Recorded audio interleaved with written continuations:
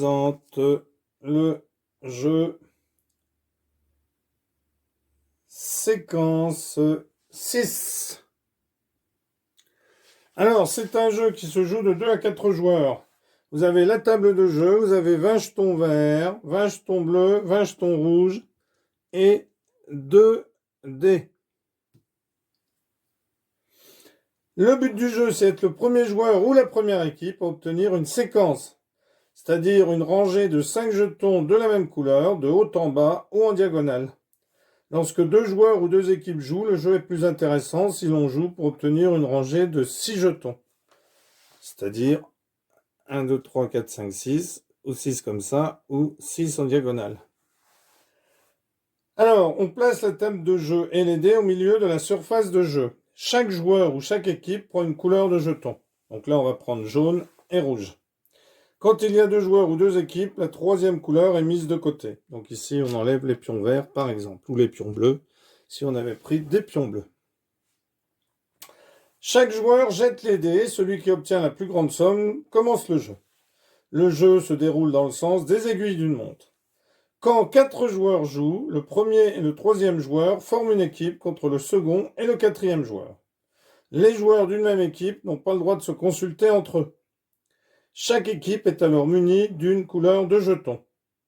Chaque joueur commence par jeter les dés, ensuite il place un de ses jetons sur un carreau numéroté libre correspondant au dé jeté, c'est-à-dire la somme des 2 dés.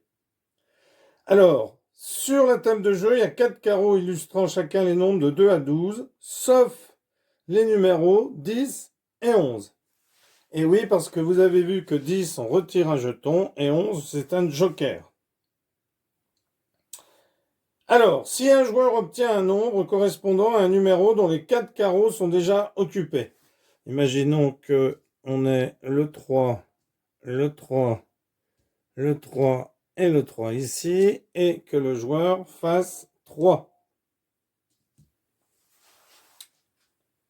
Eh bien, dans ce cas-là, on choisit n'importe lequel des 4 carreaux correspondant occupés par un adversaire.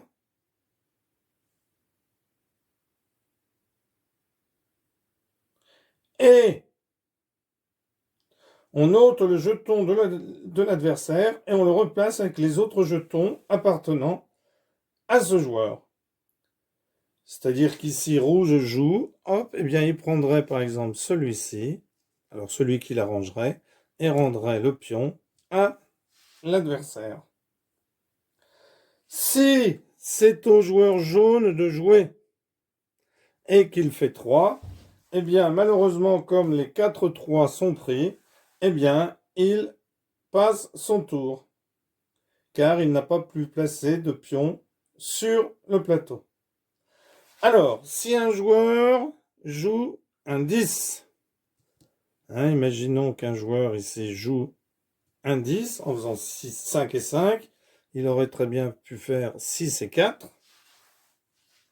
Ça s'appelle un jeu de défense. Et là, le joueur doit ôter un jeton de n'importe quel adversaire.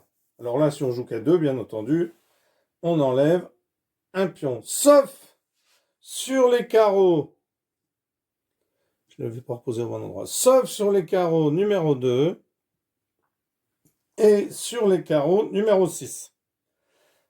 Et le tour du joueur est terminé. Alors, si un joueur jette 10, c'est-à-dire fait 10, et qu'il n'y a pas de jeton de l'adversaire à enlever de la table de jeu, eh bien le tour est terminé.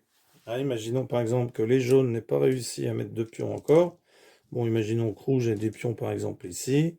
Rouge joue 6 et 4, 10.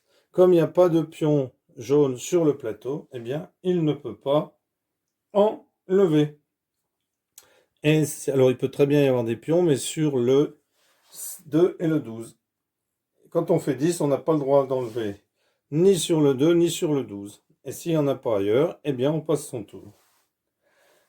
Si un joueur jette 11, c'est-à-dire lance les dés et fait 11, c'est-à-dire 6 et 5 par exemple, ça s'appelle un jeu fou. Le joueur va placer un jeton sur n'importe quel carreau libre de la table de jeu. bien entendu, sauf si la table est complète.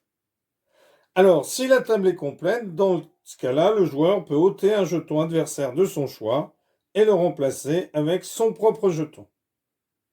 Son tour est alors terminé. Donc, par exemple, ici, rouge aurait fait 11. Eh bien, comme il a fait 11, il peut placer sur n'importe quelle case. Donc, il va placer, par exemple, sur celle-ci, pour essayer, ou ici, par exemple, pour en avoir 2, ou ici, enfin bon, peu importe. Il ne va pas placer ici, puisque ça ne lui rapportera rien. Il va rapporter de manière à ce qu'il puisse commencer à faire sa ligne de 5 jetons de la même couleur.